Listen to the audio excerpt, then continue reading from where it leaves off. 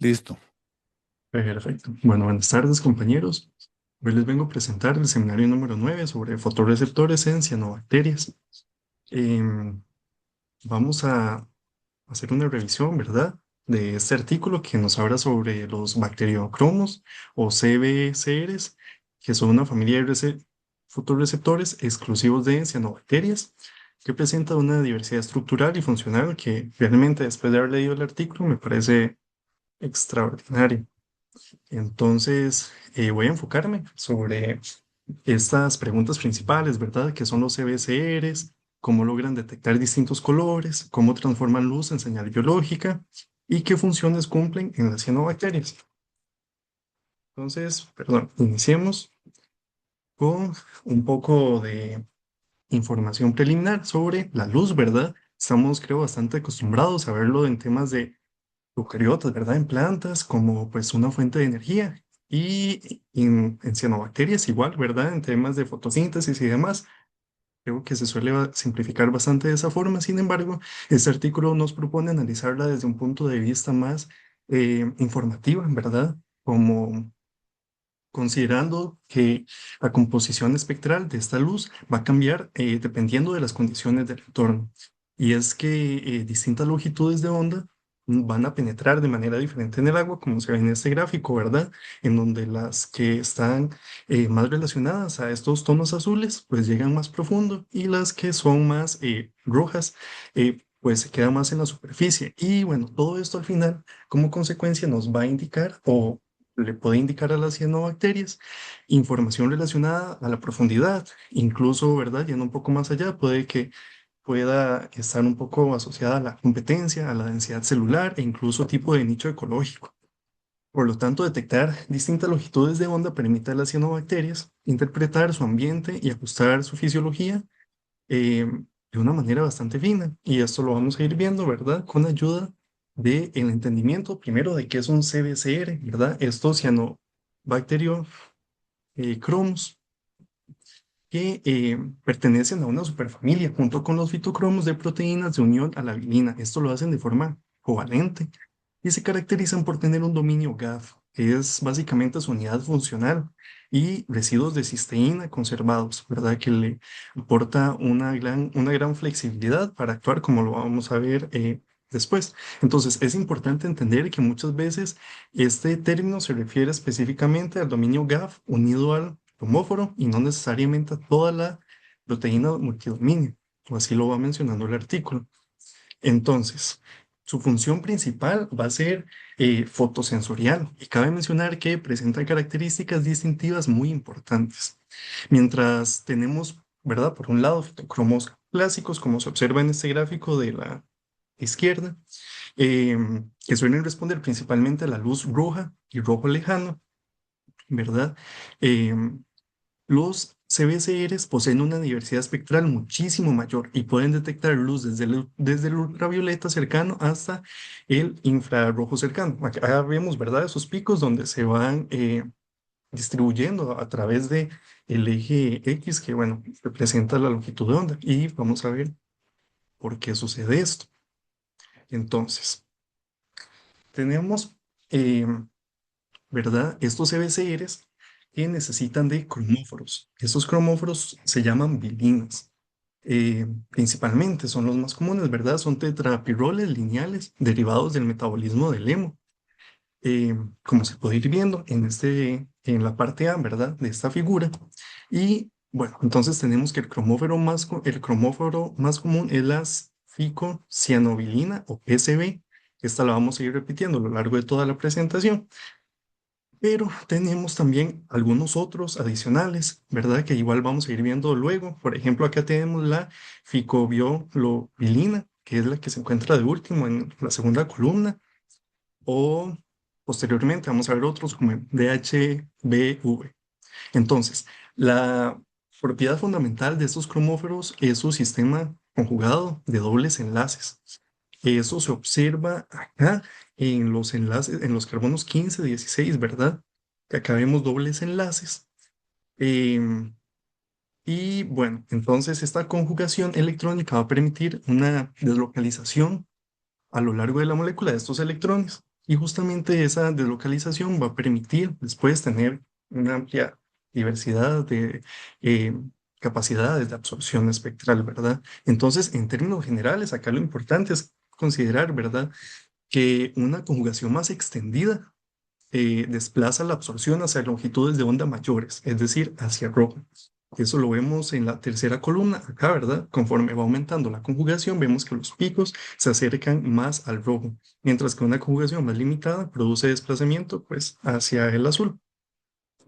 Entonces, em, luego es importante introducir este concepto de fotoconversión, que comienza cuando el cromóforo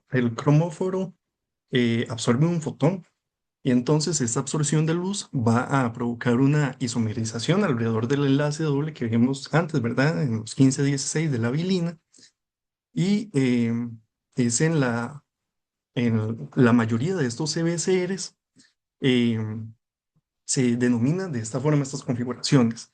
15Z para el estado oscuro y 15E para, digamos, el estado luminoso. Entonces, esto es cuando hay absorción de luz. ¿Verdad? Entonces, sí, el del lado izquierdo sería el estado oscuro. Ahí cuesta tal vez verlo. A mí me costó como encontrar esas diferencias, pero ahí hay varias diferencias en torsión y bueno, en la configuración general, que aunque sean muy pequeñas, al final hacen un cambio enorme. Y dentro de estas dos estructuras hay un proceso llamado fotoequilibrio, ¿verdad? Se está convirtiendo continuamente, bueno, de una a otra, dependiendo de las condiciones del ambiente. Este cambio conformacional, ¿verdad? De nuevo, tiene una importancia enorme y, bueno, va a tener asociadas, ¿verdad?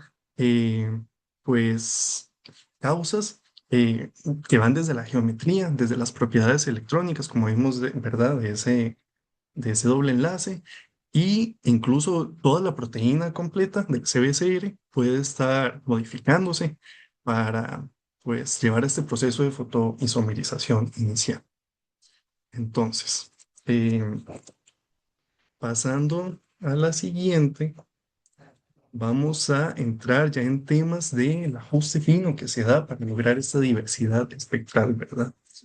Entonces, básicamente, el artículo nos dice, ¿verdad?, que uno de los aspectos más impresionantes de estos CBCRs es que un mismo precursor cromofórico puede producir una enorme variedad de respuestas espectrales. Como pueden ver acá, tenemos fotociclos, es decir, que van, ¿verdad?, a cambiar de, pues, una capacidad de absorción mayor de un estado a otro.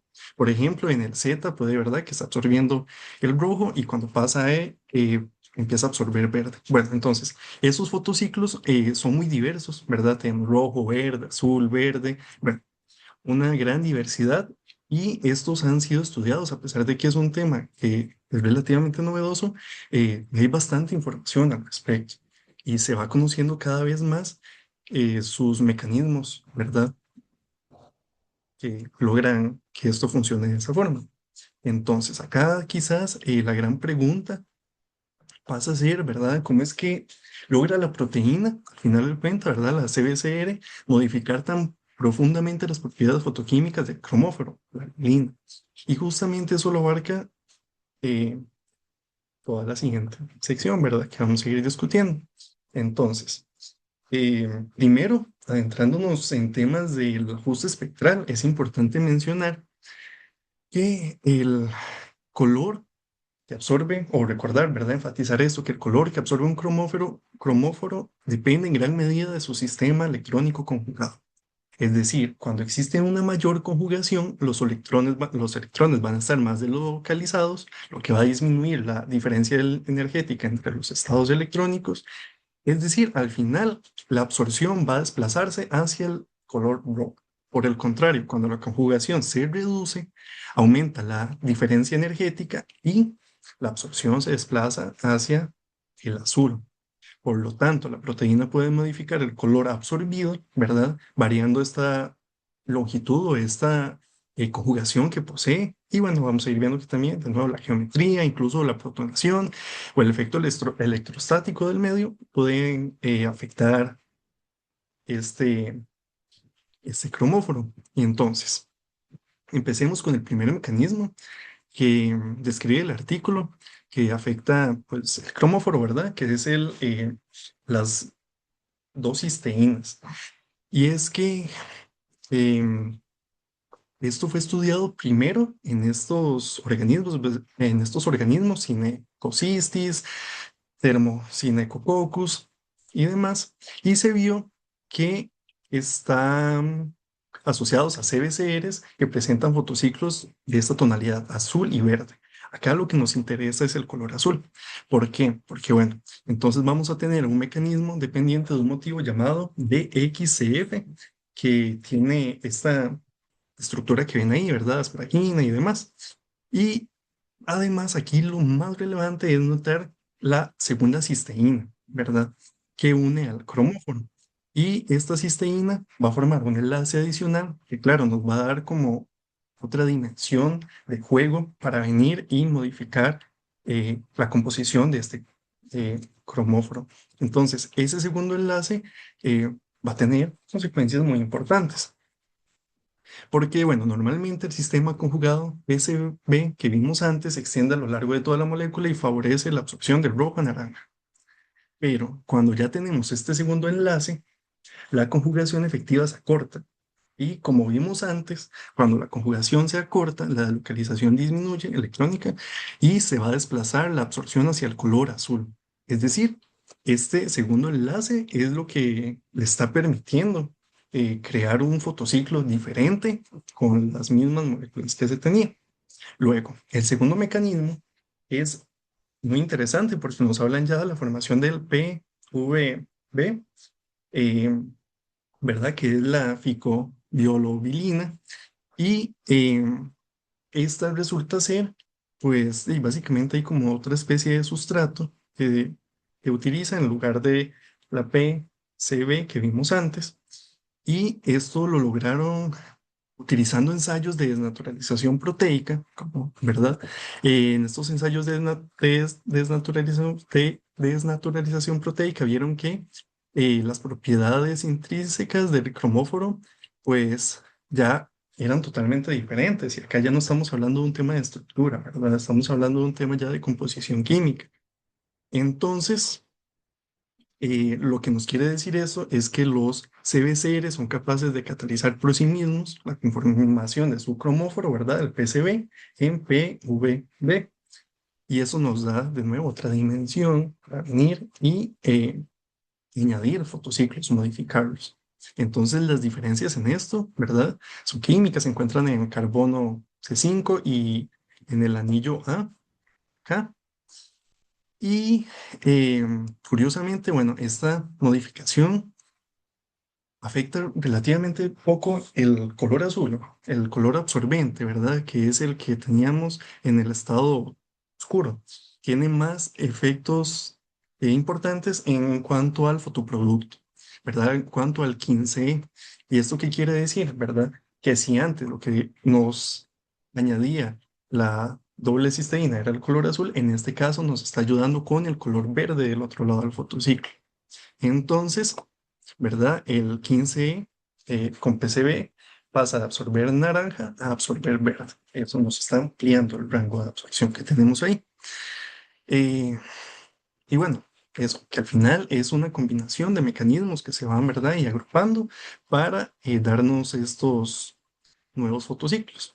El tercer mecanismo que vamos a ver es ¿verdad? El de torsión atrapada, el trapped twist que mencionaba el artículo. Este ya es completamente distinto, porque aquí ya no cambia la composición química del cromóforo, sino que es un tema de geometría, porque algunos CBCRs generan fotoproductos con absorción de este verde azulado del til, que es muy característica, de hecho es bastante característica, ¿verdad? En cuanto a cianobacterias. Y bueno, se realizaron estudios de mutagénesis, ¿verdad? Que identificaron dos residuos de fenilalanina. Aquí este es el compuesto clave, ¿verdad? Que es los aminoácidos claves, porque estos están altamente conservados y resultaron ser esenciales para este comportamiento espectral. Em, Entonces, cuando estas fenilalaninas se eliminaron mediante estos ensayos, el fotoproducto se desplazó hacia verde, ¿verdad? Indicando que normalmente estos realmente sí están ahí estabilizando una conformación específica del cromóforo. Es decir, si no teníamos fenilalaninas verde y ya con los residuos, ¿verdad? Se extendió a el TIL, a este azul verdoso. Bueno, entonces, posteriormente se hacen estudios de resonancia magnética, nuclear y cristalografía que muestran que el producto adopta esta geometría torcida, de ahí el nombre, ¿verdad? Que bueno, si recuerdo un poco las imágenes anteriores, ¿verdad? Venía eso como una estructura muy compleja y parte de estos resultados están relacionados a esas imágenes. Y la cuestión acá es que esta torsión va a reducir la conjugación efectiva. De nuevo el tema de conjugación, ¿verdad? Y cuando se reduce la conjugación, ¿qué pasa? Se desplaza hacia azul. Em, entonces, sí, básicamente este sería el tercer mecanismo. Y ya avanzando con el cuarto, es como más integrador, porque ya utiliza la protonación y desprotonación del cromóforo como una forma de ajuste. Ya acá no solo estamos hablando, ¿verdad?, de estructura química, geometría, ¿no? Sino ya estamos comenzando de un tema de condiciones externas que pueden estar interviniendo en esta modulación del cromóforo. Entonces, en CBCRs rojo-verde clásicos, ¿verdad? Los que se observan ahí en esa estructura, se ve, bueno, no sé si los ven, pero la cuestión es que están totalmente protonados, ¿verdad? Pero resulta que se descubrió, que de hecho son como los primeros CBCRs que se descubrieron, los EE23. Y en estos sistemas se vio que el estado verde absorbente corresponde a una bilina desprotonada, mientras que el estado rojo absorbente corresponde a una bilina protonada. Es decir, hay una diferencia de protonación entre si está absorbiendo o no. Y claro, dependiente también del color. Entonces, en este caso, la protonación va a favorecer una mayor conjugación y va a desplazar la absorción hacia rojo. Em, y bueno, tenemos también otros ejemplos de proteínas, ¿verdad? En este, la que funciona es la RCA y es eh, importante, ¿verdad? Porque, bueno, el estado este verde, un nuevo, eh, está desprotonado y el otro protonado, pero logró determinar que esas proteínas estaban actuando ahí, la RCAE y la CCAS. em, y al final, la consecuencia o lo que podemos sacar de acá, ¿verdad? De mayor importancia es como ese comportamiento del fotorreceptor al final depende del pH intracelular. Entonces, incluso el artículo mencionaba que en un pH muy alto ambos estados iban a estar desprotonados y entonces, claro, llegamos a perder esta diferenciación espectral que conseguíamos con esta, ¿verdad? Dependencia de la protonación que nos da esa diferencia de verde y rojo. Bueno.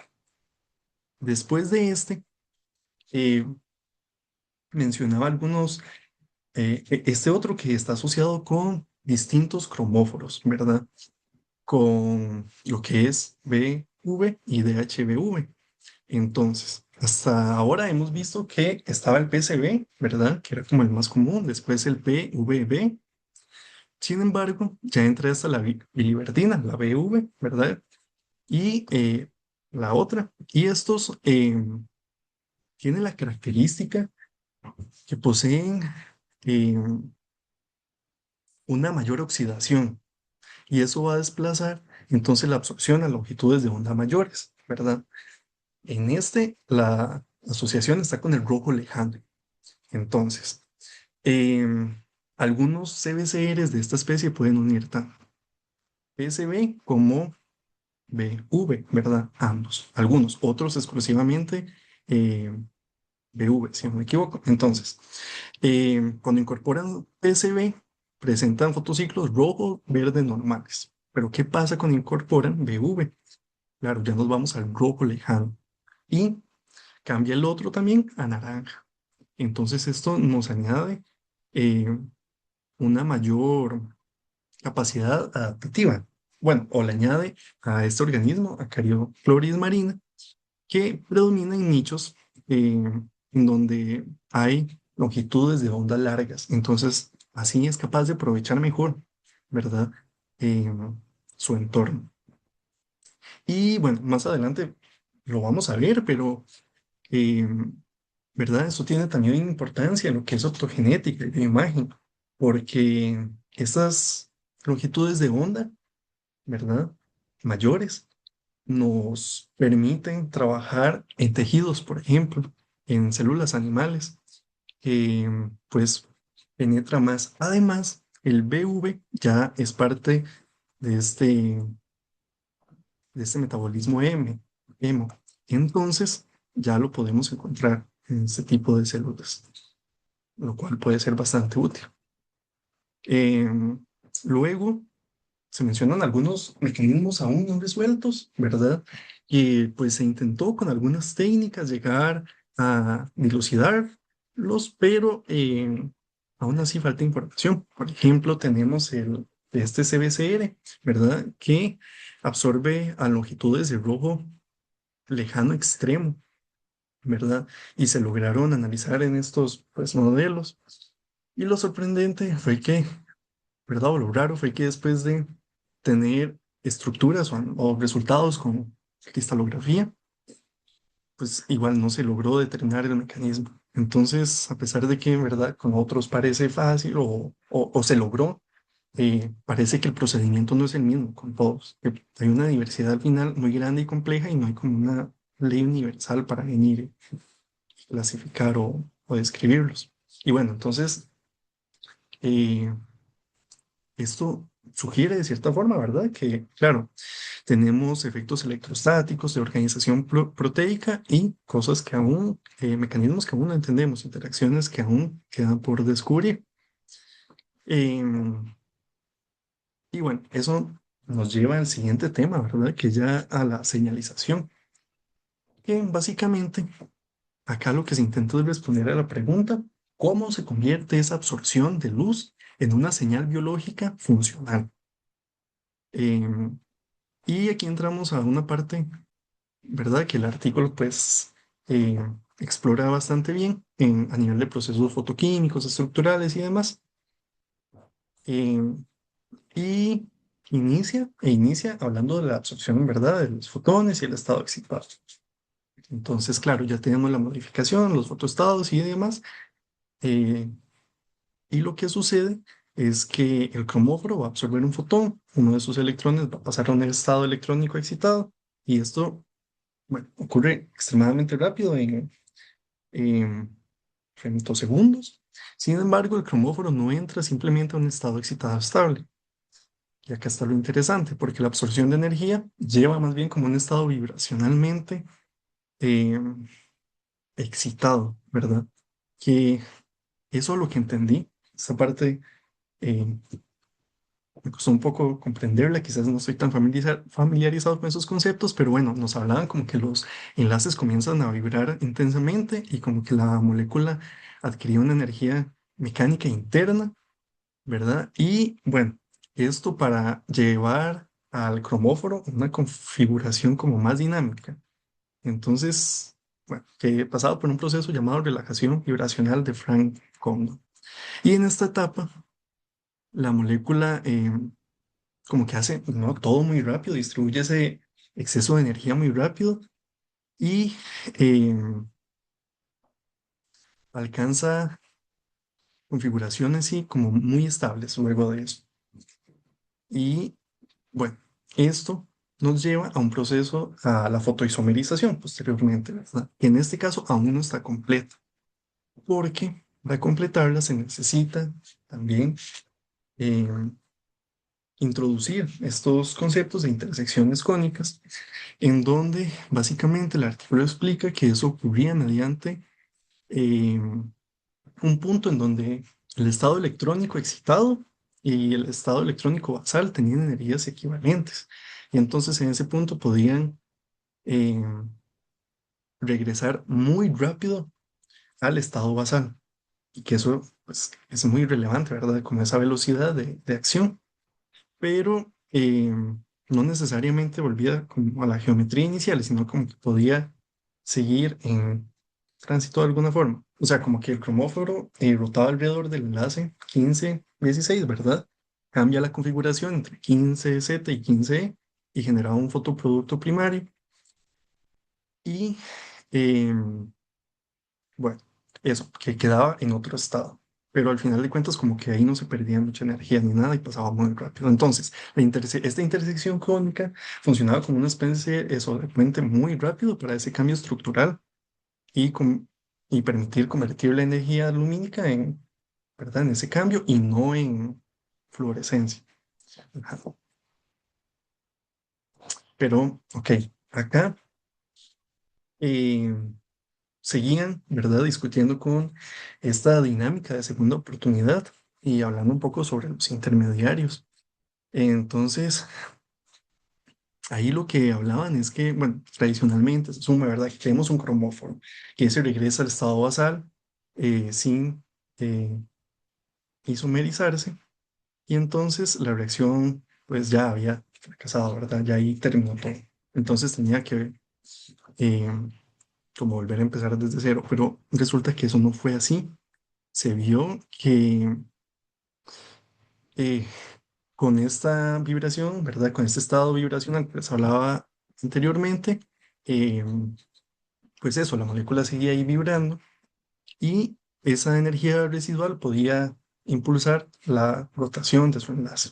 Entonces, acá lo importante es ver si como realmente el hecho de que haya eh, vuelto a su estado basal no significa, ¿verdad?, que ahí se va a quedar, sino que una parte de las moléculas van a terminar convirtiéndose igual pues al otro estado y por eso se habla de una segunda oportunidad, porque puede como recuperar, eh, ¿verdad?, de cierta forma ese proceso de transformación que iba ahí teniendo. Bueno, la cosa es que esto permite eficiencias eh, ¿verdad? Superiores a lo que pensaría si no estuviese, cercanas al 50%, que ya hablaba como que eran bastante altas para considerar este tipo de procesos. Y que la formación del estado 15 no representaba todavía como el estado final del CBCR. Entonces, después de esta isomerización inicial, por eso les decía antes que era incompleta, porque el sistema podía atravesar múltiples intermediarios para pues llegar a su forma final realmente y a su forma completa. Eh, y bueno, de acá quizás eh, me parece que quedó como demostrado, ¿verdad? Que incluso proteínas evolutivamente cercanas pueden tener dinámicas eh, fotoquímicas muy distintas entre sí, ¿verdad? Con todos estos procesos que pues se van ahí añadiendo uno tras otro y se van modulando muy bien entre ellos. Entonces, ya yendo a la parte funcional, no de señales, ¿verdad? No de traducción o, sí, de interpretación de señales, vamos a ver qué, bueno, qué sucede con esas señales que vimos ahí, que nos da el cromófono. Entonces, em, este artículo muestra que todavía no existe como un modelo universal de transmisión de señales, casi en todo. Hay mucha complejidad y diversidad, ¿verdad? Sin embargo, varios estudios sugieren, ¿verdad?, que se menciona en el artículo mecanismos importantes. Por ejemplo, hay estudios de resonancia eh, en este CBCR, ¿verdad? NP, que mostraron que la fotoconversión induce enlogación de una hélice alfa en un dominio GAF. ¿Y esto, cuál es la importancia? Que esto permite luego una propagación hacia dominios vecinos, va a ayudar a modificar interacciones proteína-proteína, o oligomerizar, o incluso iniciar actividades enzimáticas. Entonces, ahí es donde ya vamos a ver la acción, ¿verdad? No solo recibir una señal, sino pues a, producir un efecto. Y bueno, también nos hablaban sobre interacciones entre dominios. Y uno de los casos más interesantes, ¿verdad?, que mencionan ahí es el PPHK, que contiene una serie de diferentes dominios en donde se incluye el REC eh, y tanto el REC como el CBCR van a regular la actividad quinasa. Entonces ahí vemos como esa integración, ¿verdad?, con otros dominios para al final llevar a producir pues un efecto, una acción relevante. Y también se menciona un poco sobre esta eh, modulación fisiológica que se da, ¿verdad? A partir del crosstalk. Y el artículo destaca cómo estos dominios vecinos pueden afectar el comportamiento del propio CBCR con el ejemplo del CESA, ¿verdad? Del TLR, eh, en donde resulta que eso está asociado también a la temperatura. Entonces, la formación del segundo enlace covalente que se da, ¿verdad? Eh, de estas dos cisteínas va a depender fuertemente de la temperatura, pero ese comportamiento iba a cambiar cuando todo el dominio, si lo entendí, como cuando todo el dominio eh, se modificase de alguna forma. Entonces, lo que comprendí de esa parte fue que la modulación, al final eso es integral y pues no solo viene de la luz, ¿verdad? Puede integrar otro tipo de señales. Entonces, hablando un poco sobre la parte de fotobiología, los CBCRs participan en muchas respuestas fisiológicas. Esto es importante, ¿verdad? Porque por esta conexión que hemos estado viendo sobre los dominios y algunas eh, de los dominios asociados más importantes son, por ejemplo, las quinasas o estos dominios GG, DF y EAL, que están relacionados con el GMP bicíclico y dominio CMP, que eso está relacionado con eh, movimiento, ¿verdad? Con la parte de taxis. Entonces, eh, viene el concepto de aclimatación cromática, en donde las cianobacterias van a utilizar ficolibi proteínas como una especie de antenas fotosintéticas, por decirlo de alguna manera, porque estas proteínas van a absorber distintas longitudes de ondas y van a permitir captar energía lumínica de forma eficiente. Entonces, acá ya vamos a crear, o sí, una respuesta ambiental, ¿verdad? Porque el ambiente en el que se encuentran puede estar variando constantemente. Y pensemos, ¿verdad? Quizás incluso durante el día, posición del sol y demás puede estar influyendo en la calidad de luz que les puede llegar. Y entonces, por eso estas ficobiliproteínas van a conferirles como esta habilidad a las cianobacterias para variar dependiendo del entorno. Y el ejemplo que se menciona ahí es esta de Fremila diplosifo. Entonces, ¿por qué? Porque cuando estas crecen en luz verde, aumenta la producción de ficoeritrina que absorbe verde, lo cual tiene, pues, parece que tiene bastante sentido, ¿verdad? Para aprovechar los recursos del medio. Y disminuye la ficocianina, que esta pues, está en condiciones de luz roja. Entonces, esto lo hace mediante un proceso de aclimatación cromática tipo 3 y para ello utiliza un regulador que es el RCAE. Y bueno, hay otros ejemplos que es con otro regulador, el CCAS, ¿verdad? Este regulador pues, nos va a dar otro tipo de aclimatación, de regulación climática de este tipo de más asociada a la luz roja. Entonces va a ser como lo contrario. Pero bueno, acá lo importante es ver eso, como que al final estas señales pues están permitiéndole a las cianobacterias o puede permitirles adaptarse a su medio. Muy bien, después tenemos este caso del DPXA, que es otro CBCR involucrado en aclimatación cromática. Y es que este es interesante y integrador, como varios de los que hemos visto antes, porque ya en este caso va a utilizar el mecanismo de formación de PVB, ¿verdad? Que era otro cromóforo, aparte del normal, del PCB. Y además va a usar esta torsión atrapada, el Trapped Twist, para generar ya un fotociclo amarillo tiro, mucho más amplio de lo que podríamos conseguir, ¿verdad? Originalmente con el PCB, que pues anda ahí rojo, naranja. Entonces, esta función, eh, si eso, ¿verdad? Se modula con distintos mecanismos y muestra esa coordinación tan fina que se puede conseguir a partir de estas modificaciones. Luego, aparte de la adaptación, ¿verdad? Para aprovechar mejor las condiciones de luz del ambiente, o bueno, recibir información, ¿verdad? A partir de ciertas longitudes de onda y demás. Tenemos el concepto, la fototaxis, que nos habla de movimiento, en este caso, en respuesta a la luz. Y es que las cianobacterias pueden acercarse a condiciones lumínicas favorables o evitar intensidades dañinas. Y esto es muy importante, ¿verdad? Para su sobrevivencia, pues poder pues, detectar su entorno y aparte de eso, reaccionar de alguna forma, moverse en este caso, ¿verdad? Alejarse o acercarse.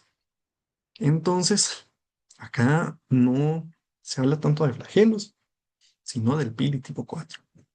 Em, y de estos dominios conjugados CBCR con MSP, que es una proteína de membrana, ¿verdad? En quimiotaxis bacteriana.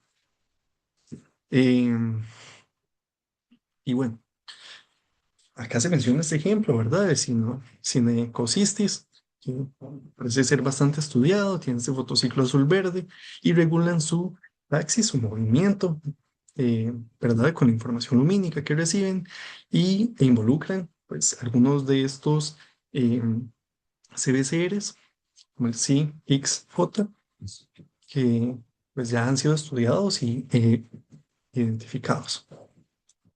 Y bueno, aparte de eso, hay otra diversidad en otros ejemplos que se pueden ir viendo, que no incluye acá. Después seguimos con el GMP como segundo mensajero. Este GMP cíclico, el cíclico es eh, permite regular, ¿verdad? El comportamiento bacteriano. Ejemplo, permite eh, transicionar entre estados móviles y sésiles, con la formación de biofilms, también participa ahí, agregación celular, adhesión y demás. Entonces, acá lo importante es que la síntesis ocurre mediante este GGDF, que antes lo vimos, ¿verdad? En un ejemplo. Y bueno, se degrada con la EAL. Y tenemos sistemas reguladores en algunas cianobacterias como Thermocynecococcus que poseen estos componentes en sus CBCRs. Bueno, entonces, eh, seguimos hablando un poco del tema de integración de señales fisiológicas. Este tema ya lo hemos visto, ¿verdad? Con algunos de los ejemplos. Y es que para sintetizar un poco de esto, vemos como, ¿verdad? Las reacciones redox se pueden acoplar.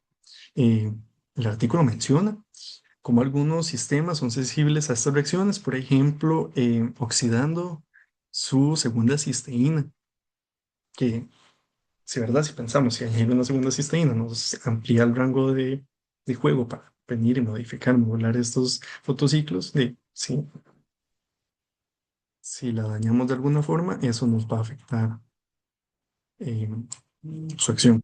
También tenemos ROS, temperatura, pH, todo eso se puede ir integrando al final con la luz y con estos fotocromos, ¿verdad? Eh, y muy bien, aparte de estos eh, componentes ambientales, tenemos también la intensidad lumínica como una de las propiedades, no, sí, ¿verdad? Que se pueden detectar o que las cianobacterias pueden sensar del medio ambiente. Entonces, al final no es solo color, sino también intensidad. En el recuadro blanco podemos ver cómo esto se observa, ¿verdad? En este ejemplo de NPF, en donde con reversión oscura rápida, lo que pasa es que, claro, llega la luz, se fotoisomeriza, se forma un producto, ¿verdad? El 15. Después esto, pues ya vuelve a su otro estado. Y la cuestión acá es que esto pasa muy rápido, ¿verdad? En cuestión de segundos. Segundos. Entonces, más que para detectar al final el color, por esa velocidad de reversión, la señal pues es más dependiente, sí, de cuánta luz está llegando, ¿verdad? Y no del equilibrio entre colores. Entonces se puede utilizar se puede estar utilizando como un sensor de potencia lumínica, que en procesos de regresión oscura lenta, pues no, es más un tema de color y de al final llegar a un fotoequilibrio entre estos dos estados, ¿verdad? El 15Z el oscuro, y el 15, el luminoso. En resumen, acá lo que podemos mencionar, ¿verdad? Es la gran diversidad espectral que un solo CBCR, o bueno, sí, ese mismo precursor, todo puede venir y otorgarnos, ¿verdad? Con absorciones en distintas longitudes de onda, que van desde azul, verde, amarilla, roja, un poco lejano, ¿verdad?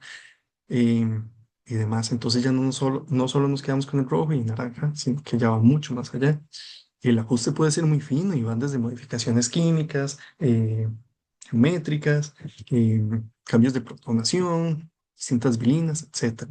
Y todos estos mecanismos, eh, al final, de alguna manera, ¿verdad? Están integrando fisiológicamente muchos datos, porque está el tema de la temperatura, está el tema redox, está eh, el pH intracelular, y eso puede, ¿verdad? Esa integración al final puede estar permitiendo un accionar por parte de las cianobacterias para la aclimatación cromática, la fototaxis, la regulación de su GMP dicíclico, la motilidad, formación de biofilms, etcétera.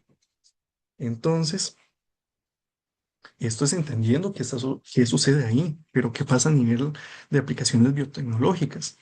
Bueno, resulta que se ha estado estudiando en temas de expresión génica y optogénica, en donde las aplicaciones relacionadas con control de, eh, por ejemplo, este sistema CAS, CCAS y CPA, CPH1 eh, funciona para construir circuitos génicos multicolor en E. coli. Entonces ha demostrado que mediante diferentes longitudes de onda se puede controlar, ¿verdad?, qué está sucediendo con sus genes en una misma célula. Y esto tiene un sinfín de aplicaciones. O quizás este sistema que ya incluye en CRISPR, en donde permite activar herramientas, ¿verdad? CRISPR mediante luz verde en este experimento particular. Entonces ya va permitiendo una precisión que quizás no se consigue con otros métodos. Pueden controlarlo según unos mensajeros, ¿verdad? Para venir y modular la formación de biofilms, motilidad, etcétera, ¿verdad?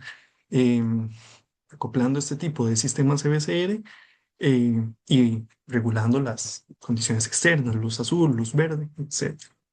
Además, en temas de aplicaciones en mamíferos, ¿verdad?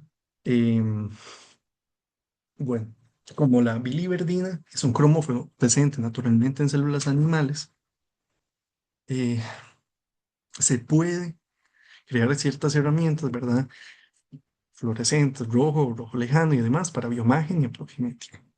Entonces se ha estado como jugando con ese tipo de aplicaciones o posibilidades. También está eh, el tema de bioprocesamiento y control celular, y la ingeniería racional. En términos de ingeniería racional, el artículo lo refiere como este tema de mutagénesis dirigida, ¿verdad?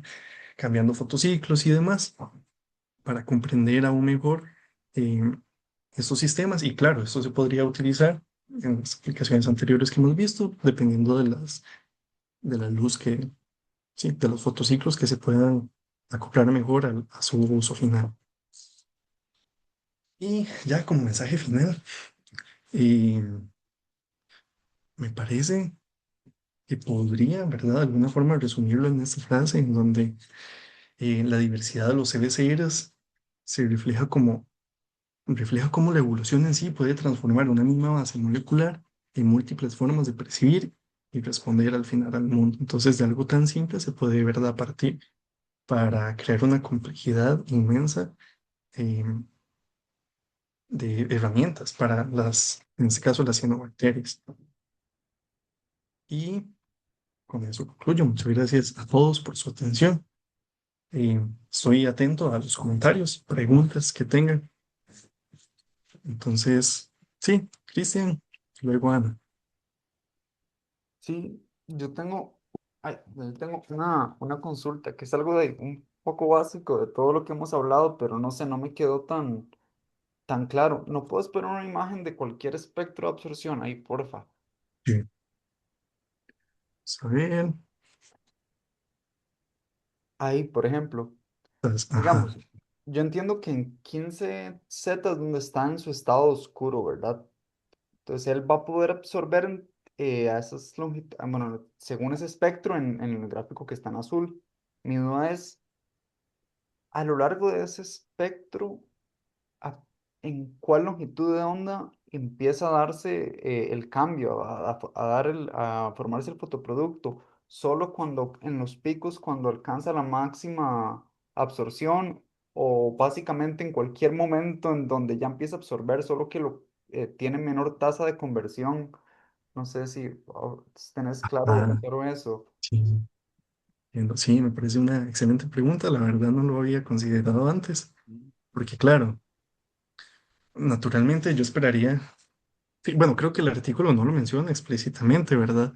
Pero quizá lo puedo asociar un poco al tema de fotoequilibrio, del cual habla, ¿verdad? Que al final no es un tema de, pues, pasarse completamente hacia un lado, sino de acuerdo a las condiciones que estén presentes, hay más o menos cantidad de un fotoestado. Entonces, como partiendo un poco de ese concepto, ¿verdad? Y así, yo diría que no necesita llegar al pico de absorción. Claro, el pico permite una mayor velocidad de reacción al final de cuentas para pasar entre estados, pero no, ¿verdad? Conforme más se acerque, eso, como conforme más se acerque, más velocidad puede ir adquiriendo. Pero sí, como que no necesita llegar al pico, creo yo, pero no me queda claro del todo. No sé si el profe quizás me puede Eh, ayudar. mis comentarios los voy a dejar Ok, ok. para el final, si les parece. Pues, Claro, solamente muchas para ese gracias. tema con respecto a Christian, recordemos básicamente que esto también tiene que ver mucho con física cuántica y con los fotones. Cada fotón es un paquete energético, por un lado. Y segundo, esto es con los sistemas purificados, obviamente. ¿Ok? Una bacteria no solamente tiene un juego de moléculas con este sistema, sino que tiene posiblemente cientos o miles de moléculas diferentes. Entonces, imagínate la complejidad, porque la célula bacteriana puede estar captando diferentes fotones, digamos, en diferentes longitudes de onda. Obviamente, o sea, si la bacteria está en la superficie, obviamente ahí llegan todas las longitudes de onda. Si te metes unos metros en el mar, por decir algo, las longitudes de onda que penetran van a ser distintas. Las rojas tienen a estar más en la superficie, no penetran tanto, y las azules sí pueden ir más al fondo. Pero pensar en una bacteria que está expuesta en la superficie y está recibiendo longitudes o fotones con diferentes longitudes de onda. Y entendámoslo así, cada longitud de onda tiene una cierta cantidad de energía. La luz, digamos, hacia el ultravioleta es más energética que la que está hacia el infrarrojo. Más o menos el dato que leí una vez por ahí anda más o menos como para un fotón, como 10 a la menos 19 julios. ¿Ok? Entonces, cada fotón que llega a cualquiera de las copias que tenga la célula bacteriana en la superficie, entra, interactúa con un fotorreceptor, ¿ok? Y causa una alteración. Si la bacteria está expuesta a muchas longitudes de onda, vos puedes ver variaciones en la cantidad de energía que recibe cada uno de esos fotorreceptores. Entonces, eso complica más tu pregunta. ¿Ok? Ujú. Bueno, Ana, lo siguiente. Ok. Ay, Roy, qué chiva la presentación, la verdad. O sea, ya te noté más cansado al final, pero súper bien. Lo explicaste todo. Entonces, felicidades por eso. Em, Tenía un par de preguntas. Primero, bueno, en cuanto a lo del el tema de la fluorescencia, ¿verdad? Que yo lo que entiendo, em, digamos, esto ocurre por digamos, hay proteínas que absorben energía de la luz, entonces si el pigmento cambia de forma, ¿verdad? Por la isomerización, se envía una señal y en algunos casos, em, no cambia porque está, digamos, esa isomerización no ocurre porque está como bloqueada, ¿verdad? Como a nivel de la morfología de la proteína, pero lo que yo quería preguntarte, ¿verdad? Yo entiendo que en el artículo no lo mencionan como que sí, es que la fluorescencia tiene una función específica, sino que es nada más como un residuo de que como la energía no se utiliza, entonces pues se libera. Pero lo que yo quería preguntarte es, en tu opinión, si tal vez esta fluorescencia tiene algún mecanismo como de comunicación entre otros microorganismos, porque eso es lo que uno tiende a pensar, ¿verdad? En la fluorescencia o digamos incluso la misma luminiscencia en otros organismos, más como un medio de comunicación o defensa. ¿Vos crees que esto también pueda aplicar para las bacterias? Pues me parece un tema bastante interesante, la verdad, fuera de la mesa. Sí, efectivamente, bueno, no lo vi en el artículo, pero pensando un poco al respecto, ¿verdad? Y pues recapitulando un poco sobre esta parte más de, no sé, bioquímica cuántica que me mencionaban ahí, ¿verdad? De este estado vibracional, eh, que al final de cuentas me pareció un sistema bastante optimizado al final, ¿verdad? Porque se intenta pues liberar la menor cantidad de energía, claro, produciendo luz para llegar a un cambio estructural más que a una producción, eh, sí, de luz. Pero sí, ahora que, ¿verdad? Que lo menciona, el hecho, me parece a mí que el hecho de que siga existiendo este fenómeno eh, debe de ser, podría ser, porque tiene alguna utilidad biológica y en temas de comunicación. eh, y considerando, ¿verdad? No sé, en un mar, lo complicado que quizás se puede hacer eso, ¿verdad? Respecto a otras superficies, para cianobacterias que no están en un biofilm o algo así, eh, tener esta respuesta de fluorescencia y considerando que otras bacterias tienen receptores cerca y demás, quizás podría ser un tema de estudio para indagar más al respecto y porque bueno, para mí sí, sí me suena una hipótesis eh, interesante de probar, ¿verdad? Porque parece tener sentido de cierta forma. Como mecanismo de defensa, en ese caso, no sé, no le veo todavía, ¿verdad? Como, sí, mucha base, pero bueno, igual, todo ahí, tal vez leyendo un poco más y así. Pero sí, en temas de comunicación me parece que puede tener una gran utilidad para pues, estos ecosistemas tan complejos. Y que a mí me parecía muy interesante, yo mira, porque tiene Mm, que tener algún mecanismo que probablemente uno no conoce, ¿verdad? Todavía. Y tenía sí, otra duda, nada más porque me quedaba nada más duda solo para reforzar. Entonces, digamos, podría decirse que con respecto al pH, ¿verdad? Que si se protona, si es protona en las proteínas y todo el cambio de absorción y la capacidad de absorción y todo eso, digamos, si el fotorreceptor entonces cambia la capacidad de absorción, esto podría ser que obligue a la bacteria que busque otro nicho o se mueva o desarrolle, no sé, algún mecanismo que solvente esto. Entonces sería más bien como un mecanismo de sobrevivencia, ¿verdad? Tal vez, ah, en resumen, muy resumidamente. sí, No nada sí, más algo que ocurre porque no sé, porque está en el ambiente y eso sucedió y listo, sino que tal vez va un poco más allá.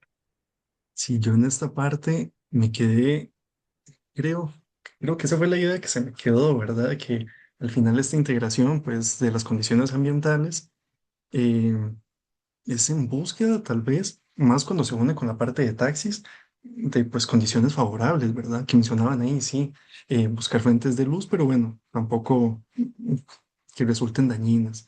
O en este caso de pH, ¿verdad? Si se puede integrar con todo este otro resto de información, yo creo que sí, va más por ahí al final de cuentas. Y también, bueno, en el caso de, ¿verdad? Si dejamos de lado quizás un poco el movimiento, em, y para regular.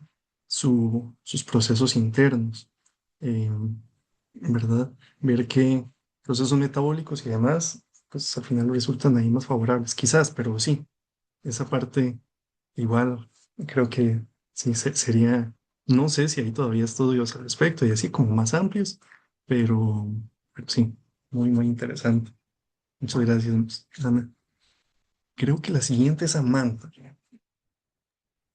Hola, buenas noches. Roy, muchas gracias por la presentación. Yo solo tenía una curiosidad y bueno, ya como usted nos explicó bien cómo los CBCR se ven afectados por el pH, por la temperatura y demás, ¿usted considera que el término fotorreceptor o llamarlos fotorreceptores como tales se les queda un poco corto? O tal vez el concepto se podría ampliar un poco. Mm, sí, es que después, ¿verdad? De ver tantas condiciones que son capaces de integrar, eh, nos hace, bueno, sí, yo creo que es fácil tal vez como cuestionarse eso. En mi caso, después de, incluso como cada sección, ¿verdad? Yo creo que terminando, era algo que quedaba como más claro, el tema de, pues, como centros de integración, quizás. Entonces, me parece que yo los veo más así. Y claro, estamos hablando aquí solo de los CBCRs, pero ¿qué pasa cuando, eh, ¿verdad? Y ellos mm, posiblemente no están aislados ahí. Vimos que pueden estar asociados a otros dominios y demás, proteicos. Entonces, sí, si venimos y hablamos de ellos mismos y estudiamos de forma aislada ese comportamiento de fotorrecepción, pues claro, eso es lo que están aportando, pero ya en un complejo mayor, creo que, ¿verdad? Al final eso, son parte de un centro de integración de señales y respuestas para mí. Muchas Gracias. gracias. Giancarlo. Y después Miguel. Hola Roy, muchas gracias por la presentación. Yo quería preguntarte algo sobre la ficobiolobilina. Es que verás que no me quedó claro si ese es un CBCR que igual es como principal en ciertas cianobacterias o es más como como por así decirlo, un producto secundario que se forma en ciertos casos. No sé si leíste un poco sobre eso. Ok, sí, esta ficobiobilina, bueno, lo que entendí, ¿verdad? Del artículo es que es un eh, cromóforo, ¿verdad? Que forma, pues al final una asociación con este CBCR y pues es eso la predominante en la mayoría de lo que se conoce, ¿verdad? A nivel de este tipo de organismos. Pero, claro, vimos otras variantes, ¿verdad?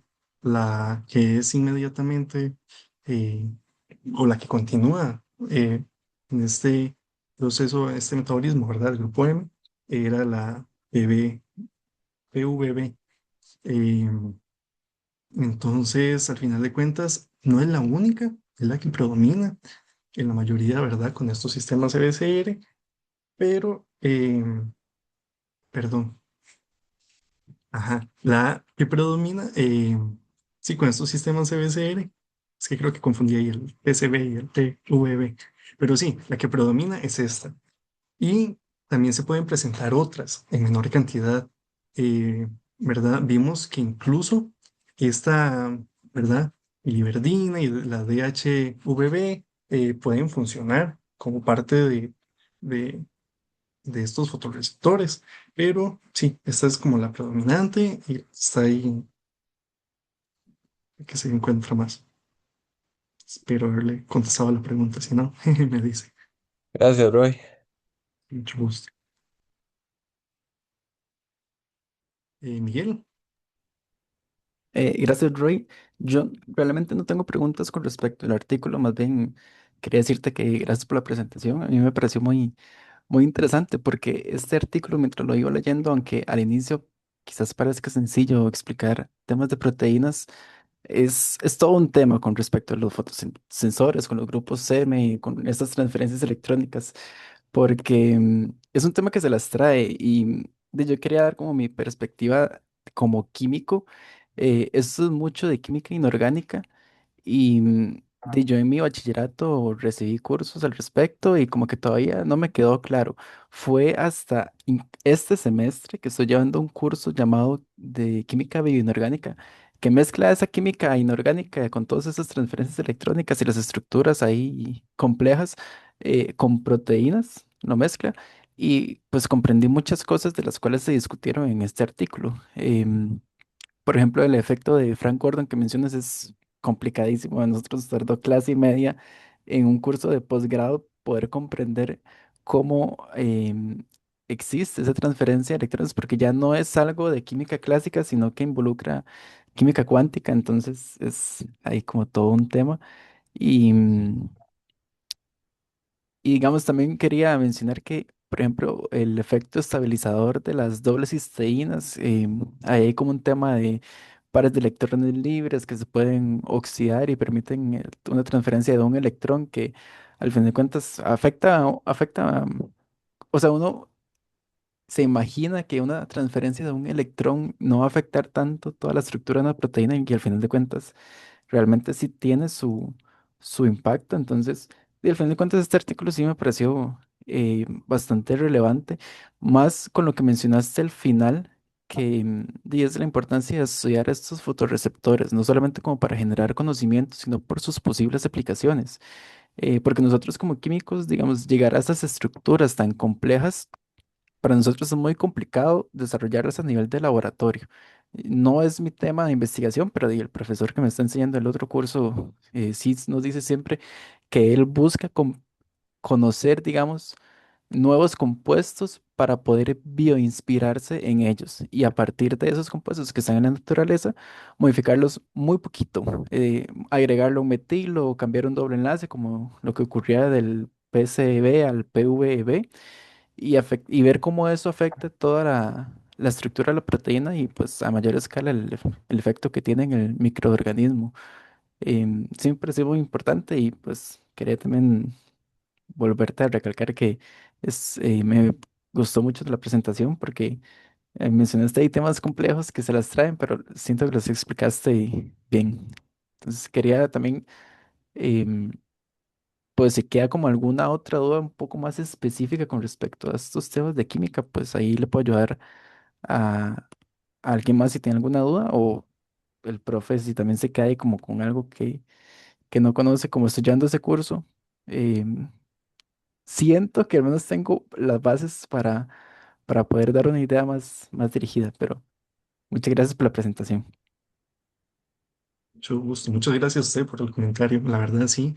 Ya cuando empecé a leer todo ese tema ya más de química cuántica, me, me voló la cabeza al principio porque no son cosas que yo conocía siquiera, ¿verdad? Un término que hubiese de alguna forma visto por encima alguna vez. Entonces vi varios videos y todo, como que agarraba el concepto y como que se iba y bueno, ahí quedó como la idea central, pero en definitiva sí es increíble todo lo que pues hay detrás de, al final, ¿verdad? Algo que uno puede ver tan simple como, bueno, está eso, aceptando, ¿verdad?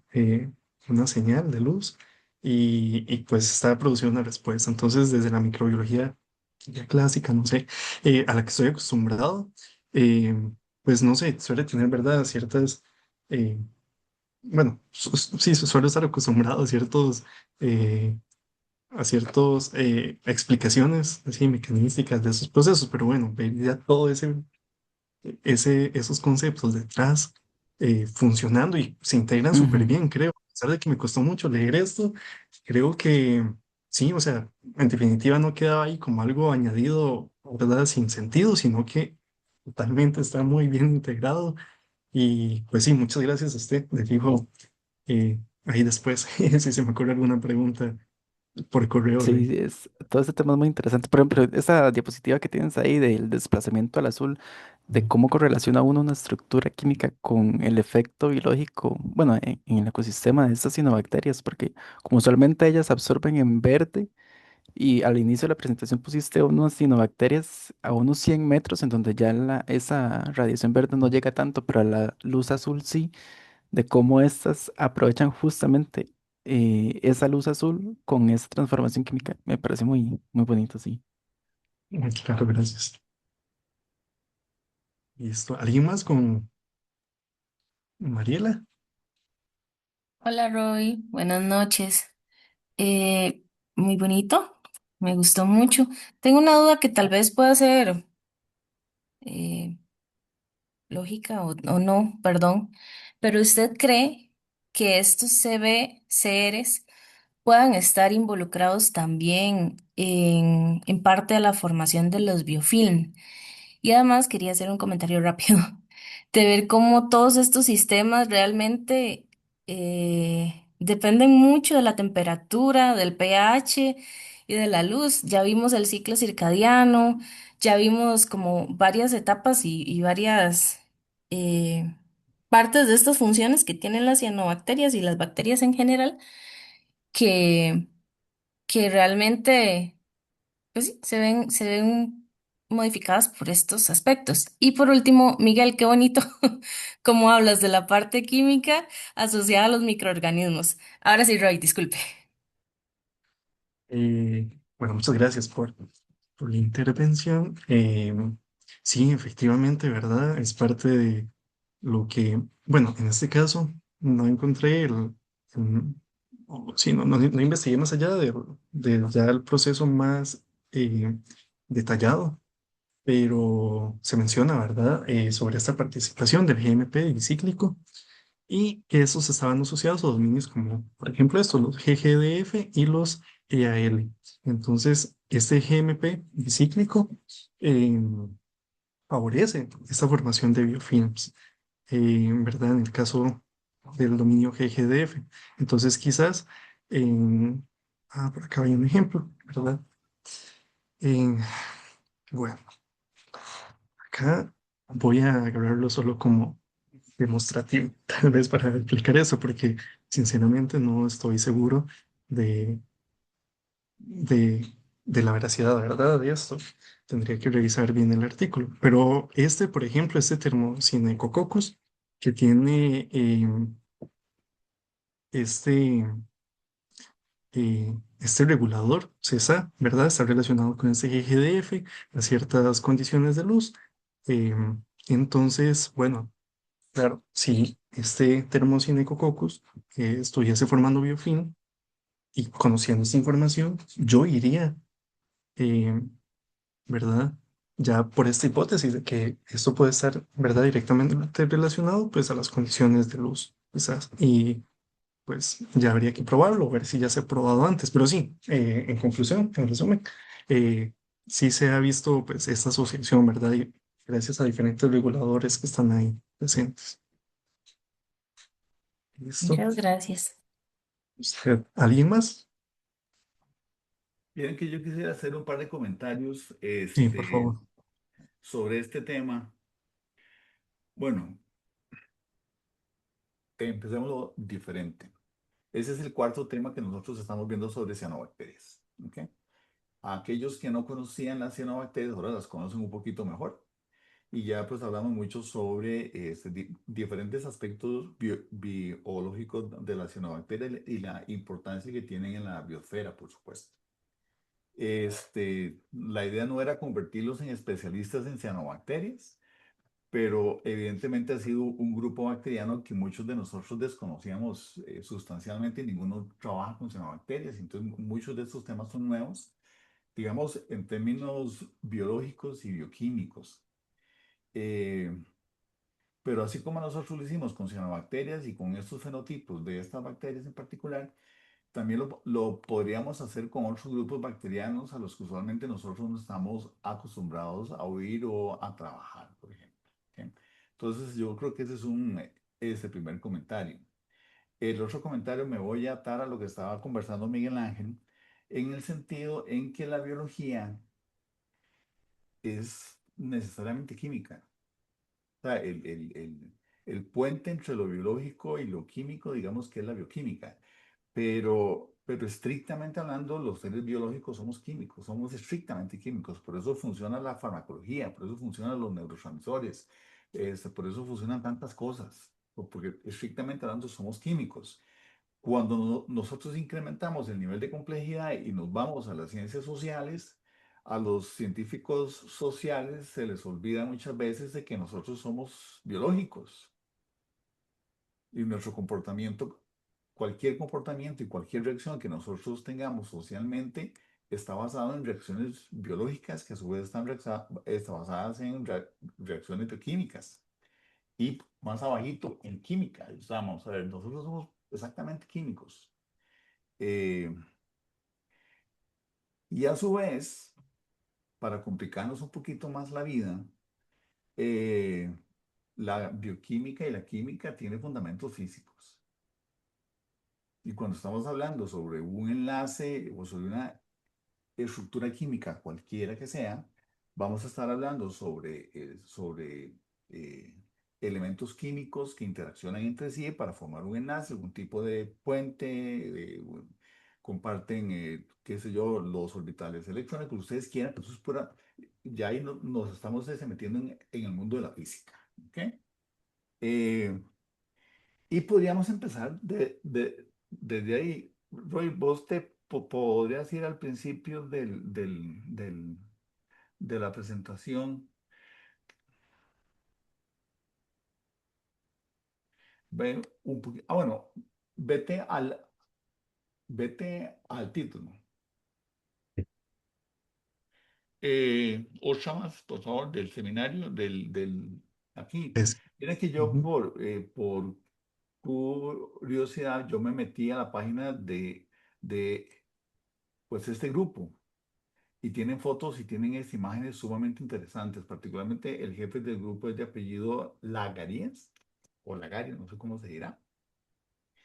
Y trabaja en esto desde hace, no sé, 40 50 años. Es el que se especializa en todo este tipo de cosas. Pasa a la siguiente. Pues pueden ir a la página web porque sí tiene muchas imágenes. Quédate aquí por un momentito.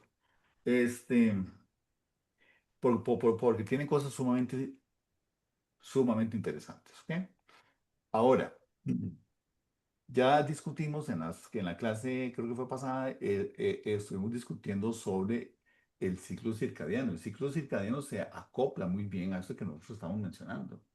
¿Por qué? Porque, digamos, durante en un ciclo circadiano en el trópico, digamos que más o menos 12 horas de luz, 12 horas de oscuridad. Y en esta parte particular también se está mencionando un poco sobre lo que pasa con estas moléculas en la oscuridad y también en el momento de luz. A mí me genera un comentario y una duda enorme este gráfico que presentó Roy aquí al principio. Se ve muy fácil y nosotros lo hemos visto en muchos espacios diferentes. ¿Ok? Ahora les estaba mencionando que cada fotón en el espectro de luz visible tiene una cierta cantidad de energía, es un paquete, o sea, no es, es un paquete cuántico de más o menos 10 a la 19 julios. ¿Ok? Suena muy poquito. Pero estamos hablando ni siquiera en el mundo de lo micro. Posiblemente nos estamos viendo todavía en una escala más pequeña. ¿Ok? A mí esta imagen me genera una inquietud sumamente interesante. Hace algunos años me tocó participar en un seminario, en un tribunal para una tesis de una persona que estaba haciendo su doctorado en ciencias en la UCR. Y estaba hablando sobre la capacidad que tienen ciertos insectos eh, para distinguir los colores.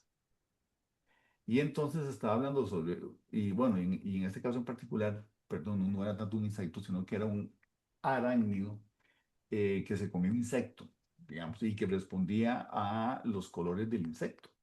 Entonces era algo sumamente interesante porque respondía al color rojo, y eso es lo que se conoce en biología como el aposematismo.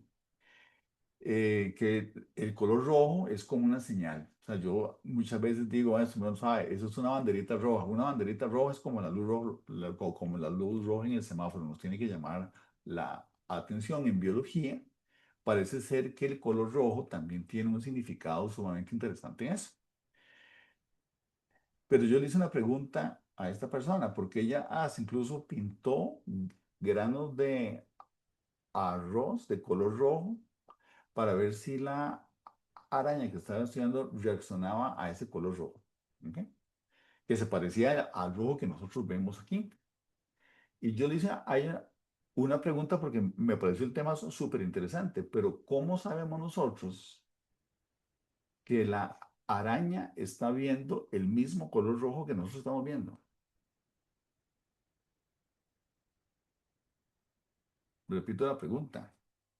¿Cómo saben ustedes que la araña está viendo el color rojo? En el curso de genómica, yo les digo a mis estudiantes que uno de los rasgos más interesantes que tenemos los seres humanos es cómo nosotros percibimos nuestro entorno y nuestra realidad. Y yo les pongo a ellos unas imágenes con el color rojo y conversamos un poco sobre el espectro electromagnético y todo el mundo tiene un significado, o sea, todo el mundo, por lo menos en los últimos grupos, no me ha salido nadie que tenga algún defecto en la visión, que no pueda distinguir los colores, pero todos me han dicho que ese es el color rojo y si les pongo un gris, saben que es gris y si es rojo, es rojo. ¿Ok?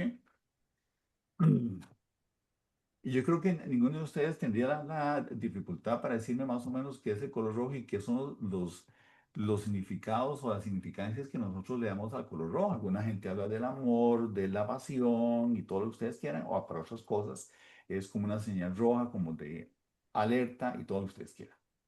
¿Ok? ¿Ustedes imaginan personas que no puedan ver los colores? ¿Cómo le explican a ustedes a una persona que no puede ver colores? No estoy hablando necesariamente de ninguna de las formas del daltonismo que confunde colores, digamos, en términos generales, sino un fenómeno que se conoce como acromatopsia, que es la incapacidad que tienen algunas personas para ver colores. No, no los ven. Entonces, en estas personas, si hay unos estudios muy bonitos, algunos están basados en la genética de estas personas, en otros casos son por accidentes de tránsito. Ahí hay un caso muy interesante de un señor que era pintor y el pintor se dedica a jugar con colores. Pintor no de brocha gorda, sino pintor de arte, digamos así. ¿Ok? Y esta persona tiene un accidente de tránsito, se golpea la cabeza, pasa inconsciente varios días, se despierta, retoma a los pocos días sus capacidades, pero uno de los problemas que empieza a detectar es que se dio un golpe en la cabeza y una de las consecuencias que tiene es que ya no puede ver los colores. Todo lo ve en tonalidades de grises. Eventualmente continuó con la pintura y continuó pintando no en colores, sino en tonalidades de grises. Cuando lo estudiaron, se dieron cuenta que tenía una lesión en la corteza cerebral en una región que se llama la corteza visual. Y les cuento la historia. A ese señor le estudian los ojos, que son, digamos, que no son nuestros órganos fotorreceptores. Y esta persona tenía los ojos bien, no tenía dificultades en la retina, no tenía dificultades en el nervio óptico, que es el que va desde la retina, digamos, hasta la parte posterior de la cabeza, pero sí tenía una lesión física, un daño físico en la corteza cerebral, en una región específica, que es donde los seres humanos, con nuestro cerebro, interpretamos los colores. Ojo, qué interesante. Entonces, ahí surge mi primera pregunta. Lo que nosotros estamos viendo como color rojo, las bacterias lo van a ver como el color rojo. Yo diría que lo que nosotros estamos percibiendo, por lo menos hasta la retina, son con nuestras células, con los bastones y los conos, y con los fotorreceptores que tenemos nosotros integrados en esas células, lo que nosotros estamos recibiendo son longitudes de onda, son fotones con determinadas longitudes de onda. Son paquetes energéticos que se activan y que transmiten las señales hasta la corteza cerebral. Y es en esta corteza visual donde nosotros hacemos la interpretación del color rojo. Entonces yo me quedo pensando, bueno, el color rojo no existe hasta que la señal llegue a la corteza cerebral, hasta la corteza visual. Entonces mi pregunta es, ¿las bacterias estarán viendo el mismo color rojo que nosotros estamos viendo? Miguel Ángel, estabas con la mano levantada un momentito. Sí, es que yo he tenido una duda, esta es una pregunta muy filosófica y yo la he tenido también, no de entre organismos, sino entre los mismos seres humanos también, de yo desde, bueno, uno desde la crianza de bebé conoce o sabe interpretar entre distintos colores, pero yo siempre me he preguntado y le he hecho también una pregunta parecida a mis amigos de cómo sé yo que realmente el color verde, por ejemplo, otra persona lo va a ver como en la misma tonalidad que lo estoy viendo yo, porque uno no sabe, aunque uno mismo tenga, o sea, uno tenga los mismos receptores en el ojo que las otras personas, también está esa parte del cerebro. Entonces, sí, yo no sé cómo lo vean las bacterias, pero siento que lo importante y a recalcar es cómo, al final de cuentas, eso se puede explicar con las longitudes de onda que tiene cada color y cómo esa longitud de onda puede afectar estos fotorreceptores y generar esas señales químicas que después afectan otros procesos. Pero de eso, que es algo físico, haya una interpretación de cómo puede ser el color, ahí no se conoce mucho. Ujú. Vamos a ver, al final de cuentas, a lo que quiero llegar es que nosotros estamos percibiendo en nuestra retina, con el sistema visual que nosotros tenemos y con las estructuras que tenemos nosotros en nuestras células de la retina, con esos fotorreceptores que están codificados por genes, y ahí podemos discutir todas las variaciones aléricas que hay, etcétera, etcétera, y cómo se ensambla eso eventualmente. ¿Ok? Este. Vamos a ver, y poner el color rojo como lo más sencillo, vamos a ver, yo creo que tendríamos poca discusión, muy poca discusión de cómo nosotros percibimos el color rojo, porque creo que tenemos un consenso rápidamente de qué es el color rojo. Pero existen otras condiciones clínicas, digamos, que también tienen que ver con la percepción y tiene que ver básicamente con este funcionamiento. Y hay una condición clínica que se llama prosopagnosia. No sé si la han oído antes, prosopagnosia. Prosopagnosia es la incapacidad de reconocer caras. Llega un momento, o sea, nosotros hemos evolucionado, no sé si ustedes se dan cuenta, pero las cédulas de identidad o los documentos de identidad que tenemos nosotros son caras.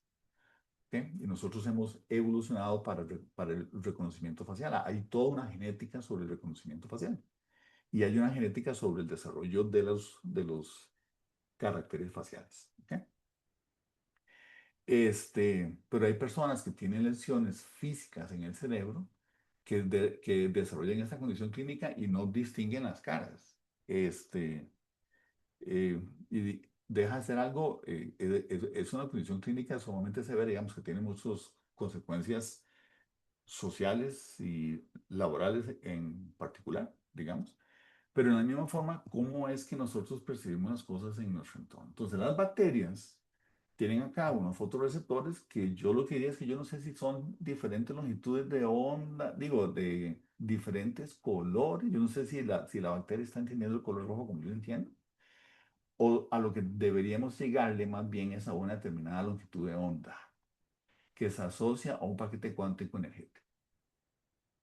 Yo creo que ahí coincidimos con las bacterias. Que tiene un color rojo o no tiene un color rojo, eso es otra historia, pero nosotros estamos entendiendo más o menos esto de esta manera. Este, Esa es la primera duda que me surge, o comentario. El otro comentario que me llega, y yo no sé si es un defecto eh, conceptual sumamente importante, que quiero que le demos también un poquito de pensamiento, es que aquí nosotros nos estamos quedando en lo que para los seres humanos es el espectro visible. ¿Ok? El espectro electromagnético no termina en el ultravioleta ni termina en el infrarrojo, sino que continúa hacia los dos lados. ¿Ok? Y nosotros sabemos que no nos tenemos que exponer, por ejemplo, a la luz ultravioleta porque causa lesiones o sea, vamos a ver, causa alteraciones químicas en muchas de las moléculas que componen nuestras células. Y sabemos que, por ejemplo, la luz ultravioleta es mutagénica en parte porque forma dímeros de timina. ¿Ok? Eso es una modificación química, es un enlace químico que se está formando donde no se tiene que formar. Y eso en los procesos de replicación del ADN puede llevar a mutaciones. Y hay otra gran cantidad de radiaciones, digamos, altamente energéticas que son sumamente perjudiciales para la salud humana. Y las que tienen menor energía más allá del infrarrojo y son las que usamos nosotros como ondas de radio y ese tipo de cosas para comunicarnos. Mi duda es que estas ondas electromagnéticas en todo su espectro están mediadas por fotones también. Y nosotros estamos hablando de fotorreceptores porque es lo que nosotros como seres humanos percibimos dentro del rango de la luz visible, lo que llamamos la luz visible. Pero no existirán receptores de longitudes de onda, digamos, más cortas que el ultravioleta, digamos, y más allá del ultravioleta. O bien fotorreceptores que tengan la capacidad para este, percibir longitudes de onda más largas y menos energéticas. ¿Por qué? Por casualidad. O sea, me parece una enorme casualidad que las cianobacterias y los seres humanos estemos respondiendo al mismo espectro electromagnético. Eso me genera una inquietud sumamente grande de, estamos viendo lo mismo todos nosotros y ¿por qué no podemos ver un poquito más allá? ¿Ok? Lo sabemos, por ejemplo, con las ondas sonoras, que dependiendo de la frecuencia de la onda sonora, a veces lo escuchamos, a veces no. Si la frecuencia es muy alta, lo que vamos a oír es un pitillo, es como un pitillo, y cuando la frecuencia sonora es muy baja, los sonidos tampoco los vamos a percibir necesariamente con nuestro sistema auditivo y su integración en el sistema nervioso central, otra vez en la corteza auditiva, en este caso. ¿Ok? Entonces, esas dos dudas me quedaron, o sea, cuando uno lee este tema, se queda uno pensando, pucha, ¿será que las bacterias están viendo el mismo color rojo que nosotros estamos viendo? Bueno, digamos que coincidimos en ciertas longitudes de onda. Yo no sé, francamente, si existen en bacterias o en la naturaleza otros tipos de receptores para otras longitudes de onda más allá del espectro visible. Dejo planteada la inquietud, tal vez dentro de 20 o 30 años se estén discutiendo cosas así, tal vez alguno de ustedes quiera dar este curso en tópicos avanzados de microbiología en la versión del año, no sé, 2060, y ya se puedan discutir ese tipo de cosas en ese curso. Pero me parece algo sumamente interesante. ¿Puedes pasar luego a la figura? Ah, está. Eh, Profe, perdón, sí. em, quería intervenir ahí también porque vieras que con lo que yo he visto o con lo que el otro profe del otro curso nos ha explicado este semestre, veo complejo que haya em, como longitudes de onda menores a 100 nanómetros o que son como en ultravioleta o mayores al infrarrojo. Y sí lo veo casualidad, pero es un tema de cómo ocurre la activación de estos fotosensores en temas energéticos del, del electrón, digamos. Bueno, la luz es una partícula, entonces digamos que ese paquete de fotones tiene cierta energía que al fin de cuentas lo que realiza a nivel estructural en la parte química de estos fotorreceptores es de pasar de un estado basal de la proteína en este caso a un estado excitado. Y justamente esa energía necesaria para pasar a ese estado excitado, que es todo un tema de es como un juego entre estados de oxidación de los metales en las proteínas. Justamente esa energía requerida para liberar un electrón de ese metal y oxidarlo más para que sea más afín y todo eso, cae en este rango como entre 100 a 900 nanómetros de la longitud de onda por la energía que tienen esos paquetes. Ujú. Entonces, yo sí lo veo mucha casualidad también de cómo uno o cómo los seres vivos se han adaptado a quizás ver o mayoría, ¿verdad? A ver en estas longitudes de onda, ver los colores, pero sí es un tema de energía que poseen para oxidar un metal que permita la transferencia de un electrón y eso genera una cascada de reacciones posteriores que pues terminen en todos estos procesos biológicos. Sí, yo creo igual que, vamos a ver, yo creo que la vida está definida en términos, digamos, termodinámicos, al final de cuentas. Es decir, si nosotros viviéramos en Mercurio, nosotros no existiríamos porque termodinámicamente no tenemos las condiciones para que la materia se forme como se forma en estos momentos. Entonces, posiblemente un ambiente altamente energético, digamos, de ahí los enlaces no se pueden formar como nosotros los conocemos. Pero vamos a ver, me parece mucha coincidencia que tengamos esa limitación física para ver este tipo de cosas. A mí no me sorprendería, francamente, que pudiéramos encontrar algún mecanismo que pudiera detectar algún otro tipo de sensores. Existen otro montón de bacterias que nosotros no hemos estudiado. Ujú. Existen bacterias que son fuertemente resistentes a metales, por ejemplo, a concentraciones que son impresionantes. Está la famosa Deinococcus, que es una bacteria que resiste radiaciones de una manera inusual, por ejemplo, que se expone a radiaciones altamente pues, energéticas. Sí, y sufre mutaciones y alteraciones en su estructura, etcétera, etcétera, pero sigue manteniendo sus capacidades vitales. Entonces, no sé si verdaderamente nosotros estamos estrictamente hablando en el límite de la vida, en estos parámetros en particular y particularmente con lo que tiene que ver con el espectro electromagnético. En esta imagen quiero que se fijen particularmente en la parte B. En la parte B, ahí están marcadas las proteínas y algunas proteínas, vamos a ver, las proteínas que están entrelazadas, digamos, con sus diferentes dominios.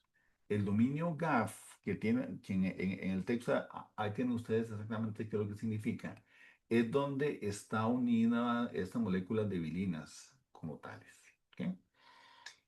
Pero vean ustedes que tienen otros dominios en particular y lo que está marcado ahí como HATP son las histidinquinasas, por ejemplo, que son los componentes del output. Entonces, dentro de una misma proteína, se tiene un dominio que es el input, digamos que es un fotón, que es una radiación electromagnética, y en la misma esta proteína tenemos el output, que en este caso es una histidinquinasa que usualmente lo que hacen es obviamente fosforilar otra proteína corriente abajo para, para dar una respuesta que pueden ser factores de transcripción y eso hace que su activación conduzca a unos perfiles transcripcionales diferentes.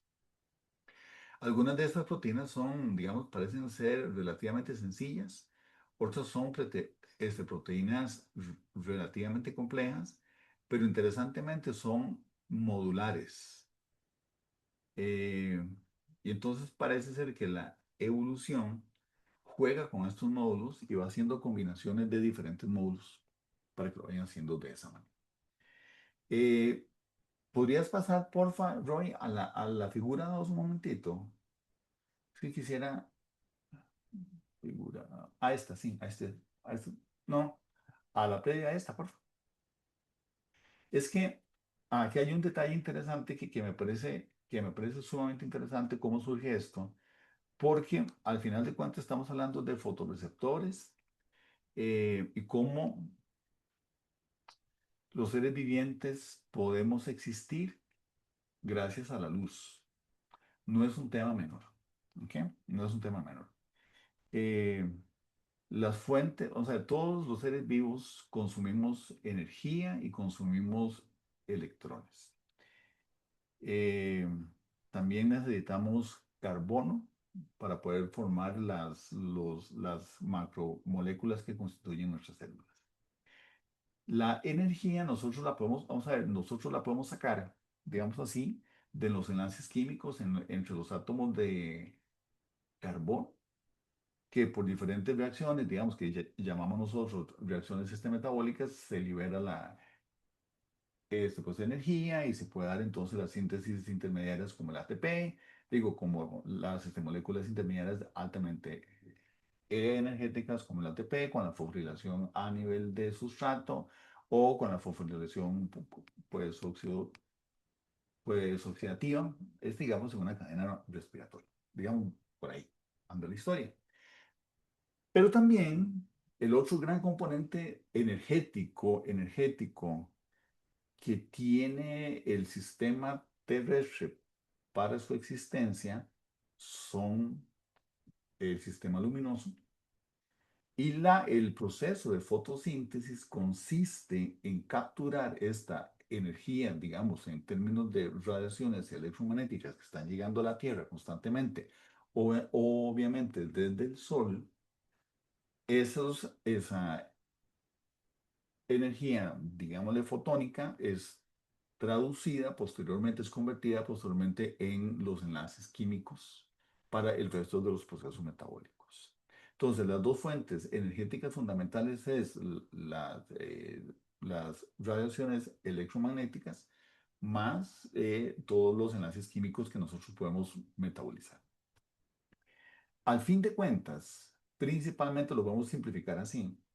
La fotosíntesis permite, que es lo que se conoce como fototrofía, es decir, es esa dependencia de la luz solar, en este caso, resulta fundamental porque la cantidad de energía que llega al planeta Tierra es de millones de exajulios. Se me perdió el dato en estos momentos, es un dato altísimo, y un exajulio es 10 a la 18 julios. Entonces, verdaderamente la cantidad de energía que se sirve, que llega al planeta Tierra, digamos, por año, es enorme desde el Sol. Y es muy fácil verlo. Ustedes tienen una planta y ustedes tapan esa planta con un cajón de color oscuro, esa planta muere. Simplemente porque deja de recibir la luz solar, que es la fuente de energía para esa planta. Sin luz solar, la vida en la Tierra no existiría. Así de sencillo. Es prácticamente imposible. Y uno de los conceptos fundamentales es cómo capturar esos fotones. Eh, y me parece algo sumamente interesante porque en cianobacterias tenemos estos tipos de moléculas que perciben esos fotones, pero no son las únicas moléculas que hay. Las clorofilas eh, son moléculas que nosotros vamos a encontrar en plantas, hay diferentes tipos, también las podemos encontrar en otras bacterias, particularmente en bacterias que se llaman púrpura y otras que son dependientes del metabolito del sulfato y otras que son independientes del metabolito de los sulfatos que se llaman las bacterias verdes, que también son fotosintéticas y que tienen otros tipos de fotorreceptores diferentes a estos que estamos hablando de las vilinas. La clorofila es una porfirina y que está coordinada con un átomo de magnesio. El grupo M también es una porfirina. Este grupo M que está mencionado acá, en la parte superior a la izquierda, el grupo M también es una porfirina que está coordinado con un átomo de hierro. Entonces son estructuras muy similares. Estas moléculas que estamos hablando nosotros de las bilinas parten de una porfirina. Entonces, todo esto está de cierta manera pues entrelazado. Es un tipo de molécula que tiene la particularidad que puede ser entonces químicamente excitada con fotones. Sea que sea en una estructura un poquito más compleja que esto, que como son las clorofilas, o en este caso de las bilinas. Pero esto se entrelaza perfectamente con la misma historia, con el mismo tipo de molécula que tiene la capacidad de percibir, de sensar, de ser activadas por radiaciones electromagnéticas como lo estábamos discutiendo antes. Les estaba diciendo la cantidad de luz, de luz energética que llega al planeta Tierra es enorme y solamente una pequeña fracción de esa luz es necesaria para sostener toda la biosfera.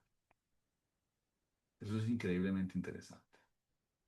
Algunos organismos son fotótrofos, como son los fotosintéticos.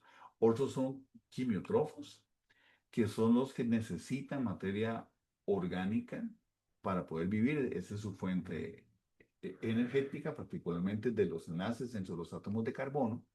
Pero esos enlaces de los átomos de carbono de los que se estoy hablando son justamente los que se forman gracias a la fotosíntesis.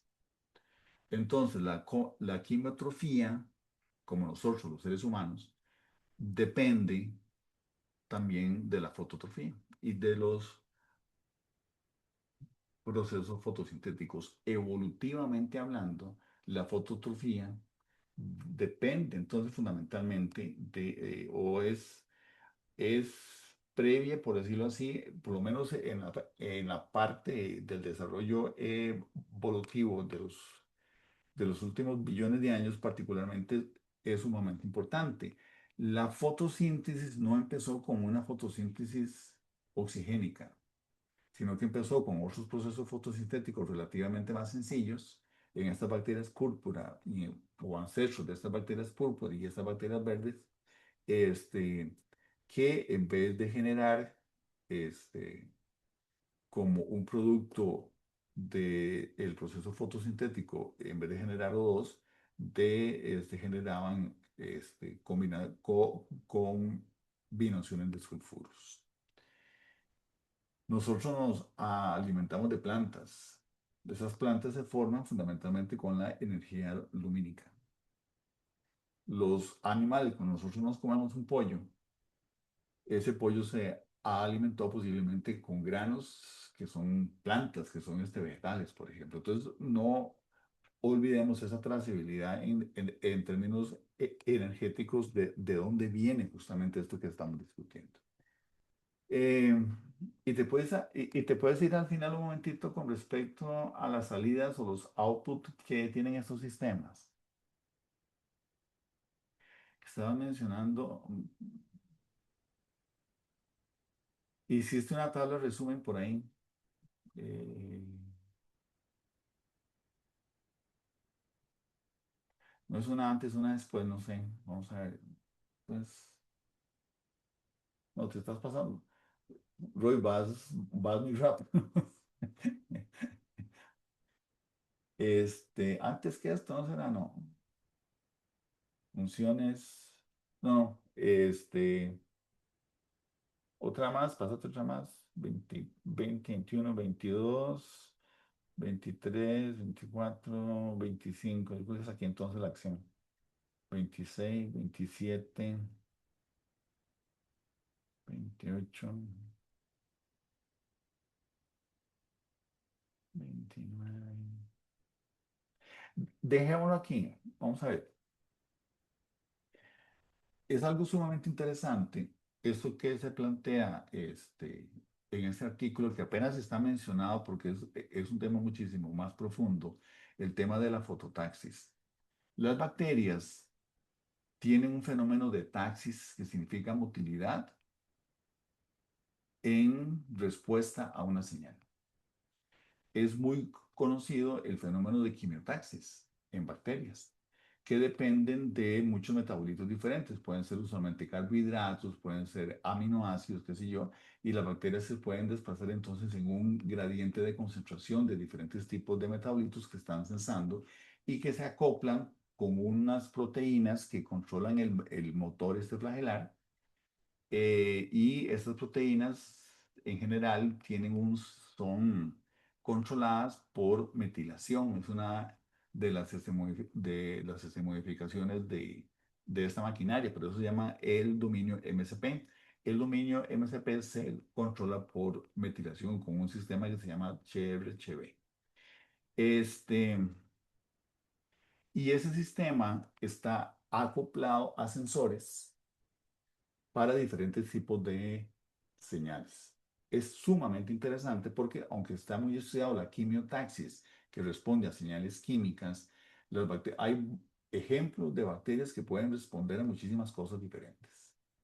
Aquí en este caso tenemos que estamos discutiendo, en el caso de las cianobacterias, estamos hablando de un tipo de desplazamiento que se llama gliding motility, que es como deslizamiento, digamos, en donde lo que está más estudiado son las fimbres o los piles tipo 4, que es como si se desplazaran en una superficie como si fuera una oruga, que es un pili retráctil. Entonces se pega, se retrae y la bacteria se desplaza. Hay otros casos de ese tipo de motilidad en donde se secreta un polisacárido en un extremo de la célula para que la bacteria se vaya desplazando hacia el otro sentido.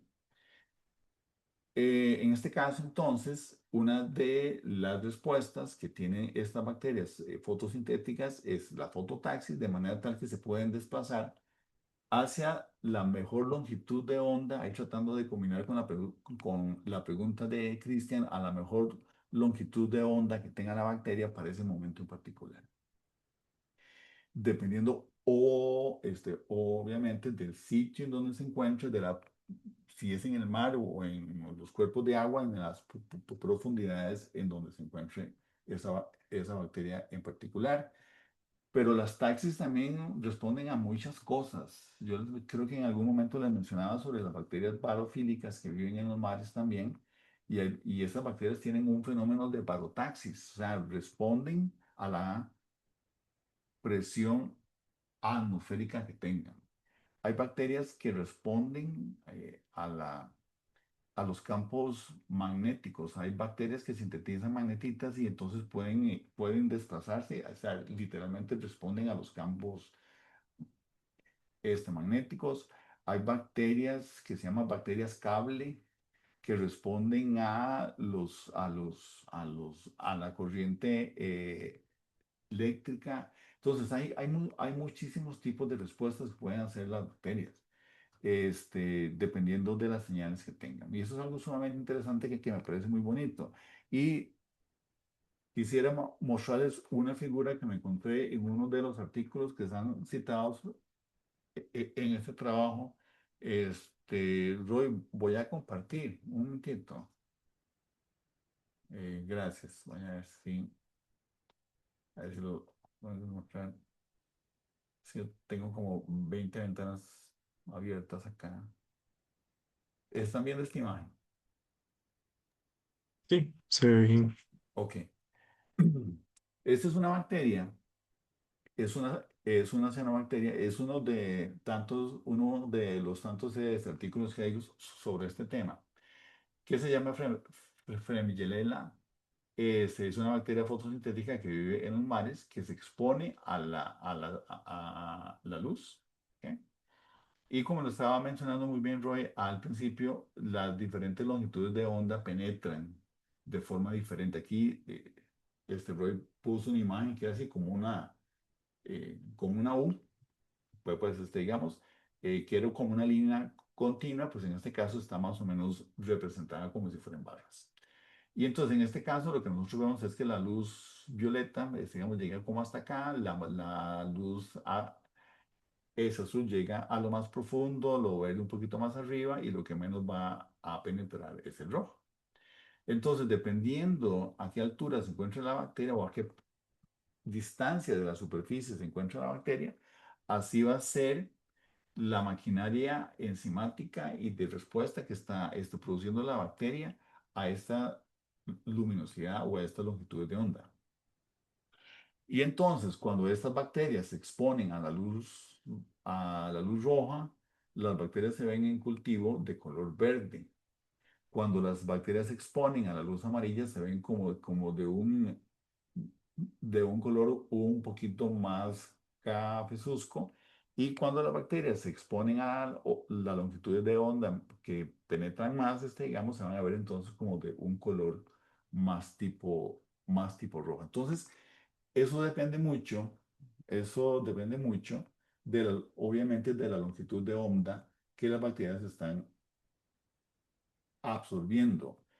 ¿Por qué nosotros vemos las plantas verdes?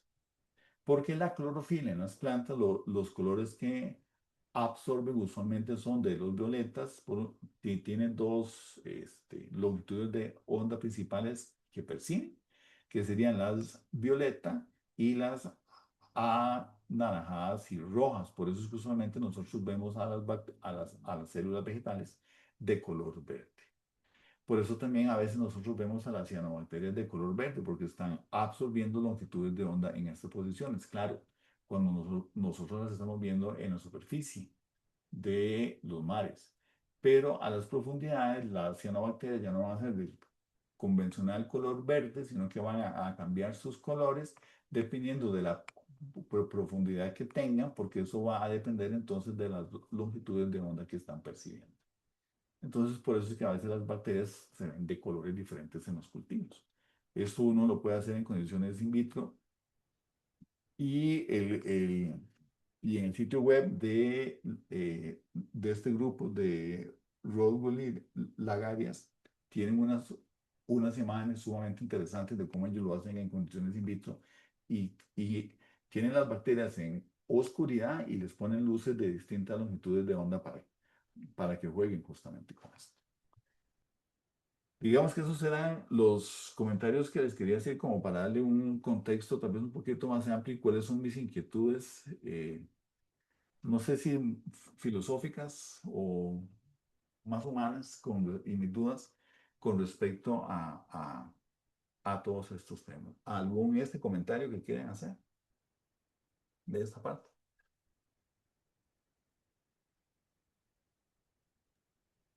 Quizás a mí me parece interesante cómo, más que todo, las inquietudes que planteó al principio, ¿verdad? Con el tema del color y demás.